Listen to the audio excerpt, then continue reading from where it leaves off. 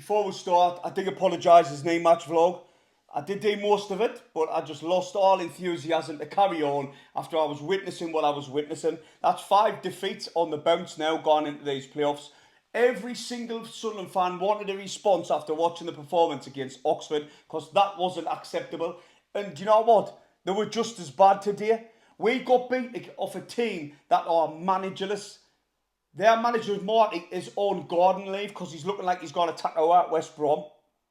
And we couldn't create, I think, 2 chances against them we had, yeah, maybe, to keep having out to dig all afternoon.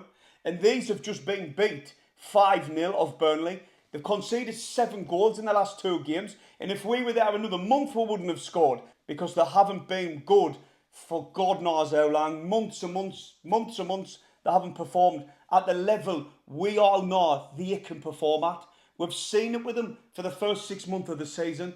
These were playing absolute amazing football, and for some reason or another, and I just can't put my finger on it, they're not performing the way they were. Now, like the other fans may say, aye, but it's guaranteed playoffs place, and they're not giving 100%, which, you know, I would have understood that if it wasn't the last 2 games of the season. You want that winning mentality going into these playoffs, especially now when we've found out who we will be facing, and that is our bogey team, Coventry City. Now, I heard, correct us if I'm wrong in the comments, that we haven't beat Coventry at their place in 40 years. We never turn up against Coventry, never ever, and they always turn up against us, all the time.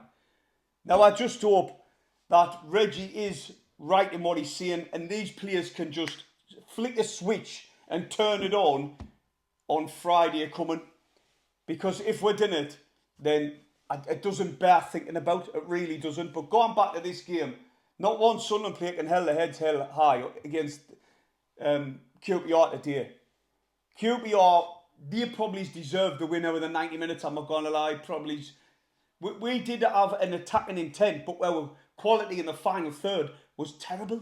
It really was. It was shocking. I think he made 1 save, maybe 2 all game. They scored from the only chance, they really did, but it was a good work goal, and we just couldn't defend against that. But other than that, we did defend well. But regardless, we were shocking all over the pitch. I wanted a high press, high intensity match. I wanted us to get at QPR, get a couple of goals, heads held high. Listen, at the end of the game, I'll put the clips in. Oh, God.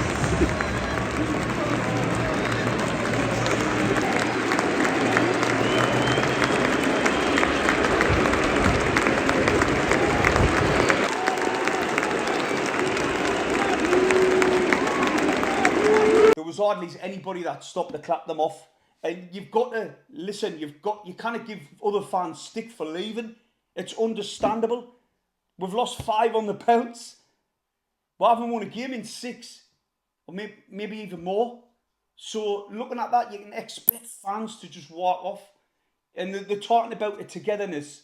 If there's a togetherness, show it on the pitch. That's what you've got to do, lads. You've got to go out there and show how good you are. How good. You know, we know how good you are. We've seen it.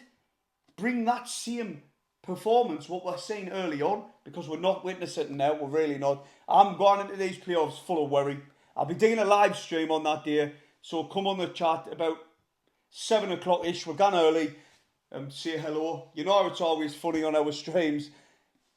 Hit the thumbs up, subscribe if you're new, and I'll see you in a bit. How are the lads?